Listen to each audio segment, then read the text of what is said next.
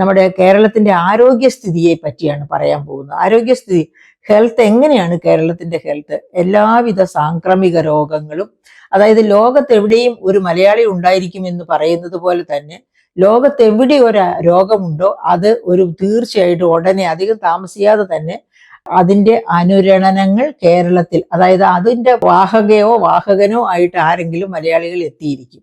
അങ്ങനെ കേരളത്തിലേക്ക് വരും. പിന്നെ നമ്മുടെ 44 പുഴകൾ എന്ന് പറഞ്ഞ് നമ്മൾ അഭിമാനം കൊള്ളുന്നു. പക്ഷേ ഈ 44 അരുവികളും ഇപ്പോൾ പൊള്യൂട്ടഡ് ആയിട്ടിരിക്കുകയാണ്.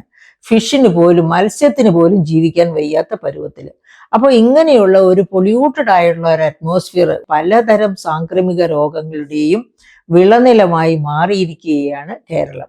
അങ്ങനെയുള്ള കേരളത്തില് ഹെൽത്തിന് ഒന്നാം പ്രയോറിറ്റി കൊടുക്കണം എന്ന് പറയുമ്പോൾ ഇവിടുത്തെ നമ്മൾ മറ്റ് നോർത്ത് ഇന്ത്യയിലെയൊക്കെ അവസ്ഥ അന്വേഷിച്ച് നോക്കുമ്പോൾ കേരളം വളരെ മെച്ചമാണ്. അത് ഞാൻ സമ്മതിക്കുന്നു. പക്ഷേ കേരളത്തിൽ മെച്ചമായിരിക്കുന്നത് എന്തുകൊണ്ടാണ് എന്നൊന്ന് ആലോചിക്കണം. ഇവിടെ പൊതുമേഖലയിലുള്ള മുതൽ മുടക്ക് കൊണ്ടല്ല, ഇവിടെ തലങ്ങും വിലങ്ങും സ്വകാര്യ ആശുപത്രികൾ ഉള്ളത് കൊണ്ടാണ് ഇവിടെ ആരോഗ്യ മേഖല മെച്ചപ്പെട്ടിരിക്കുന്നു എന്ന് നാം പറയുന്നത്. അപ്പോൾ ഈ സ്വകാര്യ മേഖലയിലുള്ള ആശുപത്രികളിൽ പക്ഷേ സാധാരണക്കാർക്ക് ചെന്ന് കയറാൻ പറ്റുമോ? നിങ്ങളുടെ നാട്ടിൻ പുറത്തുള്ള, നിങ്ങളുടെ പഞ്ചായത്തിലുള്ള ഒരു ഹെൽത്ത് സെന്ററിലേക്ക് ഒന്ന് ചെന്ന് നോക്കുക. ആ ഹെൽത്ത് സെന്ററിലെ കോർപ്പറേഷനകത്തായിട്ട് പോലും മണ്ണന്തല ഹെൽത്ത് സെന്ററിൽ ഞാൻ പോയിട്ടുണ്ട് കോവിഡ് കാലത്ത് ഇമ്മ്യൂണൈസേഷന് വേണ്ടി. അപ്പൊ അങ്ങനെ ചെന്ന സമയത്ത് ഞാൻ കണ്ടു പൊട്ടിപ്പൊളിഞ്ഞ, നമുക്ക് കൈ തൊടാൻ പറ്റാത്ത രീതിയിൽ അത്ര മോശമായ കസേരകള് ഒക്കെയാണ് അവിടെ ഉള്ളത്. അപ്പോൾ ഇത് കോർപ്പറേഷനകത്തെ ഒരു ഹെൽത്ത് സെന്ററിന്റെ അവസ്ഥ ഇതാണ് എങ്കിൽ മറ്റുള്ള ഇടങ്ങളിലെ ഈ കോർപ്പറേഷന് വെളിയിലുള്ള ഹെൽത്ത് സെന്ററുകളുടെയൊക്കെ അവസ്ഥ എന്തായിരിക്കും? അതാണ് പൊതു മുതൽ മുടക്ക്, അതായത് ഗവൺമെന്റ് മുതൽ മുടക്കുന്നത് എത്ര ശോച്യമായ രീതിയിലാണ് എന്നതിന്റെ തെളിവാണ് ഈ ഹെൽത്ത് സെന്ററുകൾ. അത് മാത്രമാണോ? മെഡിക്കൽ കോളേജിൽ രാത്രി കറണ്ട് ഇല്ലാതിരുന്നത്, അവിടെ കയ്യുറ മേടിക്കാൻ പണമില്ലാത്തത്, അവിടെ പിന്നെ ഒരു ട്രീറ്റ്മെന്റിനും നിവൃത്തിയില്ലാത്തത്, മെഡിക്കൽ കോർപ്പറേഷന് മരുന്ന് കൊടുക്കാൻ കോർപ്പറേറ്റുകൾ, അതായത് മരുന്ന് കമ്പനികൾ തയ്യാറാകാത്തത്, ഇങ്ങനെ 100 പ്രശ്നങ്ങളാണ്. അതായത് അത്രമേൽ മോശമായ ഒരു ഹെൽത്ത് സെക്ടറാണ് ഇപ്പോൾ കേരളത്തിലുള്ളത്.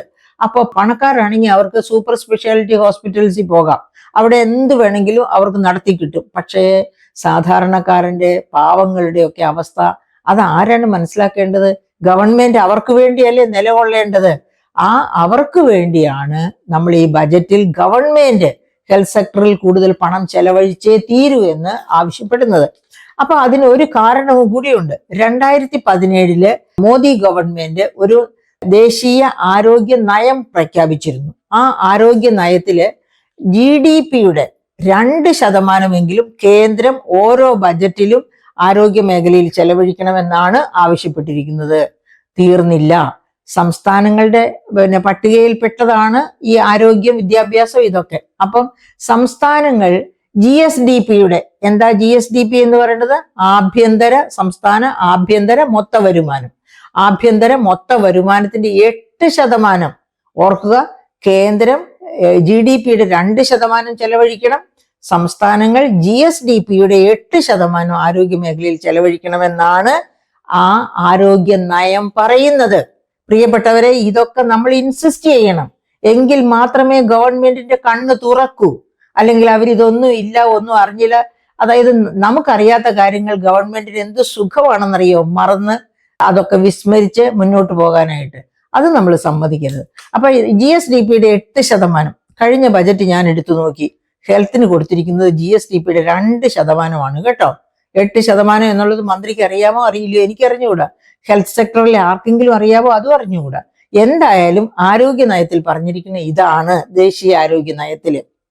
അപ്പോ നമുക്കിപ്പോ ആവശ്യപ്പെടാവുന്നത് ആരോഗ്യ മേഖലയിൽ, അതായത് ഒന്നാന്തരം ഹെൽത്ത് സെന്ററുകളെ നന്നായി എക്യുപ്പ് ചെയ്യുക, നല്ല ഡോക്ടർമാരുണ്ടാവുക, അവിടെ വേണ്ടത്ര എക്യുപ്മെന്റ്സ് ഉണ്ടാവുക. ഒരു സാധാരണ രോഗിക്ക് സൂപ്പർ സ്പെഷ്യാലിറ്റി ഹോസ്പിറ്റലിൽ പോകാതെ ആ ഹെൽത്ത് സെന്ററിൽ ചെന്നാൽ തന്നെ അത്യാവശ്യ രോഗങ്ങൾക്ക് ട്രീറ്റ്മെന്റ് കിട്ടത്തക്ക ഒരവസ്ഥ സംജാതമാകുക. അതിന് നല്ല ഇൻവെസ്റ്റ്മെന്റ് ആവശ്യമാണ്. അപ്പം ഈ 8% GSDP-യുടെ ആരോഗ്യ മേഖലയ്ക്ക് എന്നുള്ള കേന്ദ്ര നിയമം അതുപടി അനുശാസിക്കാൻ നമ്മുടെ സംസ്ഥാന സർക്കാർ ഈ ബഡ്ജറ്റിൽ തയ്യാറാകണം എന്നുള്ളതാണ്. അപ്പൊ ഈ 8% കൂടി പ്രൈമറി ഹെൽത്ത് സെന്ററുകളിലല്ല വേണ്ടത്, ജെറിയാട്രി കെയർ. ഓർമ്മിക്കുക, കേരളത്തിന്റെ പ്രത്യേകത എന്താണ്? 60 വയസ്സിൽ കൂടുതൽ പ്രായമുള്ളവരാണ് കേരളത്തിന്റെ ജനസംഖ്യയുടെ 17%. ഓൾ ഇന്ത്യ തലത്തിൽ 7% മാത്രമേ ഉള്ളൂ 60 കഴിഞ്ഞവര്. കേരളത്തിൽ അത് 17%. എന്ന് വെച്ചാൽ ഈ പ്രായമായവർക്ക് വേണ്ടിയുള്ള എല്ലാവിധ സംവിധാനങ്ങളും അടിക്കടി മെച്ചപ്പെടുത്തിക്കൊണ്ടിരിക്കണം. അല്ലെന്നുണ്ടെങ്കിൽ കേരളം ഈ കാര്യത്തിലും വലിയ, അതായത് നമ്മളിപ്പോ പറയാറുണ്ട് ഡെമോഗ്രാഫിക് ഡിവിഡൻഡ് ആണ് അത്. ചെറുപ്രായം, അതായത് യുവജനതയുള്ള രാജ്യത്ത് ഇന്ത്യയെ ഒട്ടാകെ എടുക്കുകയാണെങ്കിൽ 28 വയസ്സാണ് ശരാശരി പ്രായം. പക്ഷെ കേരളത്തെ എടുക്കുമ്പോഴാണ് ഈ 60 കഴിഞ്ഞവർ 17% വരുന്നത്.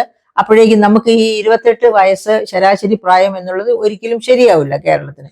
അപ്പൊ ഇന്ത്യക്ക് ഡെമോഗ്രാഫിക് ഡിവിഡൻഡ് ഉണ്ട്, പക്ഷെ കേരളത്തിന് വേണ്ടത് സിൽവർ ഡിവിഡൻഡ് ആണ്. 60 കഴിഞ്ഞവരുടെ ഏറ്റവും പ്രൊഡക്റ്റീവായിട്ട് അവരുടെ കാലഘട്ടം വരിക, അവരുടെ പ്രൊഡക്ടിവിറ്റി പ്രയോജനപ്പെടുത്തുക, അതുപോലെ തന്നെ നന്നായിട്ട് ആരോഗ്യകരമായിട്ട് ജീവിക്കാൻ അവർക്ക് അവസരമുണ്ട്. അതിനു വേണ്ടിയിട്ട് ഒരുപാട് മേഖലകളുണ്ട് ചെലവഴിക്കേണ്ട. ആ മേഖലകളൊക്കെ കണ്ടെത്തി അവിടെയൊക്കെ ചെലവഴിക്കുക. അതും അപ്പോൾ ആരോഗ്യ മേഖലയിൽ തന്നെയാണ് വേണ്ടത്. അതായത് മൊബൈൽ ക്ലിനിക്കുകൾ വേണം. ഈ 60 കഴിഞ്ഞവര് 80 കഴിഞ്ഞവര് അങ്ങനെയൊക്കെയുള്ളവരെ വീട്ടിൽ പോയി കണ്ട് കിടപ്പ് രോഗികളുണ്ടോ അങ്ങനെ അവർക്കൊക്കെ വേണ്ട എല്ലാ ട്രീറ്റ്മെന്റ്സും കൊടുക്കത്തക്ക രീതിയിൽ എല്ലാ സജ്ജീകരണങ്ങളോട് കൂടിയ മൊബൈൽ ക്ലിനിക്കുകൾ വേണം.